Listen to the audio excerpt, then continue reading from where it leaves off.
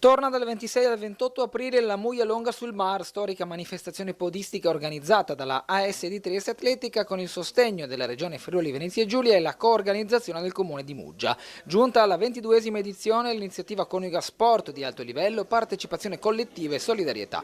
Il momento clou sarà domenica 27 aprile con la Muggia 10K, gara su strada tra le più veloci d'Italia. Al via atleti di primissimo piano come Eyob Faniello, primatista italiano della maratona, Daniele Donofrio dell'esercito italiano e il keniano Luis Intunizui. Tra le donne occhi puntati su Abigail Kelangat e su una nutrita rappresentanza internazionale. Il rapporto tra l'atletica e il mare è sempre stato un rapporto molto forte, a cui noi abbiamo dedicato il massimo dell'attenzione per i giovani in modo particolare, ma le famiglie non sono da meno che partecipano, ma questo diventa anche un momento di aggregazione, di inclusione per quanto riguarda i futuri atleti che dovranno poi portare la bandiera non solo di Trieste della nostra regione, ma dell'Italia in giro per il mondo. È una grandissima manifestazione, porta tantissima gente, fa conoscere Muggia in tutto il mondo e per cui tra l'altro anche i suggestivi panorami che ci sono con il mare, con tutte le bellezze di Muggia,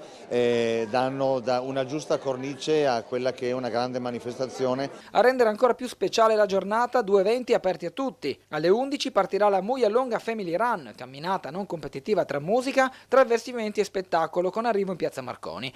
A seguire il giorno dopo i riflettori si accenderanno sulla Mini Muja, la corsa dedicata ai bambini con oltre 600 piccoli protagonisti. I testimonial dell'edizione 2025 saranno Lucrezia Cergole e Thomas Postogna, simboli dello sport locale e di un forte legame con la comunità. Sono stata in Cina, in Olanda, dappertutto, però niente come la nostra città, il nostro mare, quindi per me è un onore essere la testimonial della Muja Longa e bellissimi valori che rappresenta sono quelli che vogliamo rappresentare anche noi nel nostro sport. È una festa sportiva, è una festa familiare, l'idea di fare sport insieme con i propri cari sia nella parte family sia poi il giorno dopo il lunedì con i bambini che chiudono questi 3 bellissimi giorni di festa è un po' quello che deve unire tutto il sentimento sportivo di tutti noi.